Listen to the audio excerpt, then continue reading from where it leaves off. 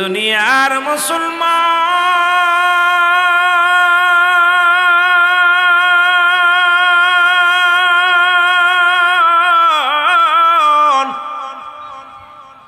আমি বলতেছিলাম বেগানা নারীর চেহারা দেখা হারাম গো, কবিরা গুনাহ। বেগানা পুরুষের চেহারা দেখা কবিরা গুনাহ, হারাম না খুব হারাম? বাবা আমার দোয়াজ করাই নিতে হবে, যদিও অসুস্থ, যত ভালোবাসা দিবেন সুন্দর আলোচনা শুনতে পারবেন, আর আপনারা ফাঁকি দিবেন আমি তো নাই। এরে মুসলমান শোনা নাও, শোনা নাও, নবীর এক সাহাবী কথাগুলো মনে পড়ে গেল। হযরত সালাবা রাদিয়াল্লাহু তাআলা, জোরে জোরে চিল্লায় বলা যাবে না মারহাবা।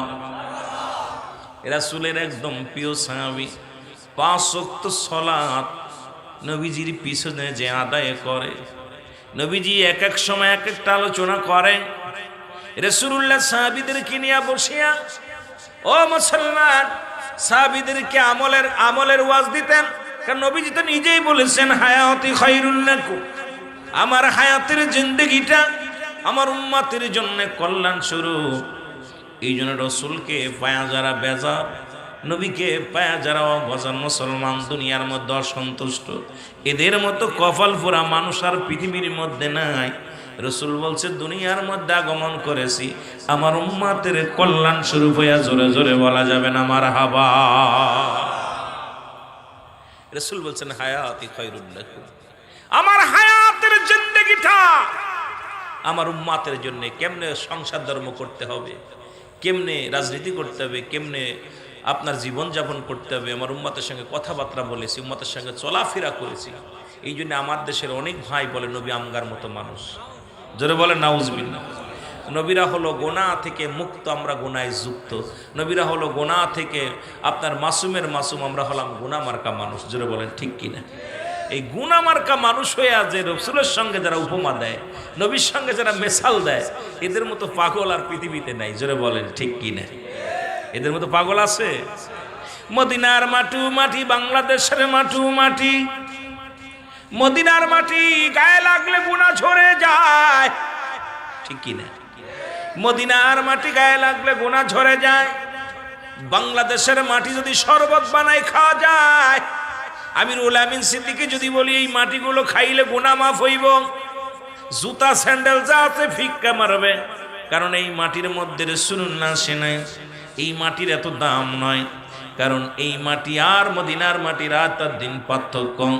মদিনার গাটি গায়ে লাগানোর জন্যে মানুষ লক্ষ লক্ষ টাকা খরচ করে মদিনায় চলে যায়, আর ওই মাটিতে শুয়ে আছে রাহমাতাল লিল আলামিন, রহমতের নবী, কামলিওয়ালা নবী, দুজাহানের বাদশা, ফারের কান্ডারি, রাহমাতাল লিল আলামিন, জোরে বলেন ঠিক কিনা? ওই মাটি লাগলে গুনাহ মাফ হয়ে যায়, আর বাংলাদেশের মাটি গায়ে লাগলে চুলকানি রোগ হয়, ঠিক কিনা? এই গায়ের মধ্যে লাগলেই চুলকানি রোগ হয়। মদিনার বুকে একখানা পাথর আছে, যে পাথরের মধ্যে চুমা দিলে গুনাহ মাফ হয়ে যায়। আর বাংলাদেশে আপনাদের চট্টগ্রাম রেল স্টেশনে সুন্দর সুন্দর পাথর আছে রে মুসলমান, রেলের পাতির নিচে দেওয়া আছে। এই পাথরগুলো যদি মাদুলি বানায়া ঘুরে বেড়ান, যদি পকেটে রাখেন, খোদাকে কসম করে বলি একটা গুনাহ মাফ হবে না, জোরে বলেন ঠিক কিনা? আরে ও মদিনার মাটি রে, তুই যে বড় খাঁটি রে, বলো মদিনা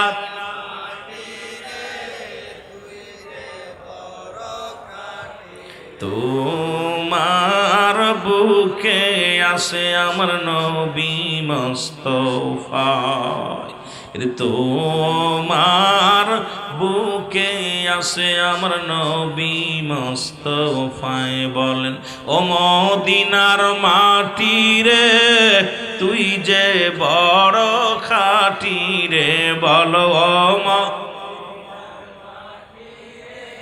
তুই যে বড় খাঁটি রে, তো মার বুকে আসে আমার নবী মুস্তাফা, জোরে বলেন মারহাবা। এ মুসলমান গভীর মনোযোগ।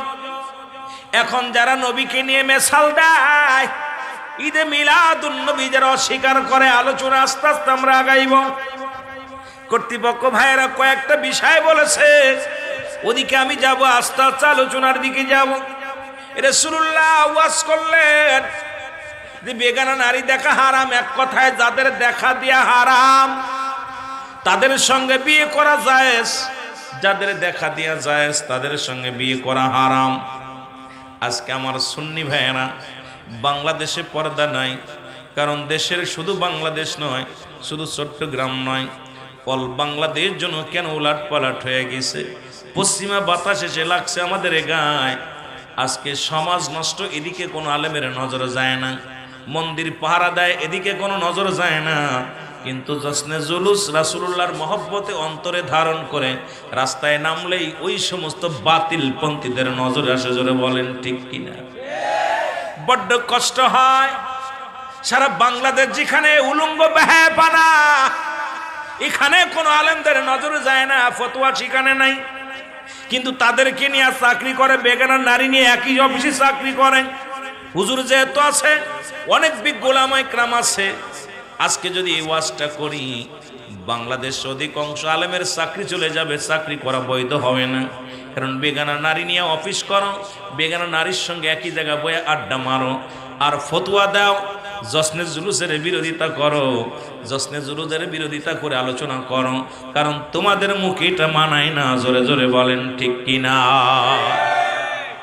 এ আমার ভাইয়েরা, আমার বন্ধুরা, আমার ঈদে মিলাদুন নবী, ঈদ মানে আনন্দ, মিলাদ মানে জন্ম বৃত্তান্ত। সুবহানাল্লাহ বলেন না? আর একটু জোরে। ওয়াজ কই রাখলাম, মনে রাখবেন, হঠাৎ করে ঘুরে গেলাম যেন ফাঁকি না দিই। বলতেছিলাম ঈদ মানে মুসলিম মিল্লাতের ঈদ কয়টা? জোরে বলেন কয়টা? এ মুসলিম মিল্লাতের ঈদ কয়টা? আওয়াজ নাই। এ কি কোন এলাকায় এলাম? চট্টগ্রামের মানুষ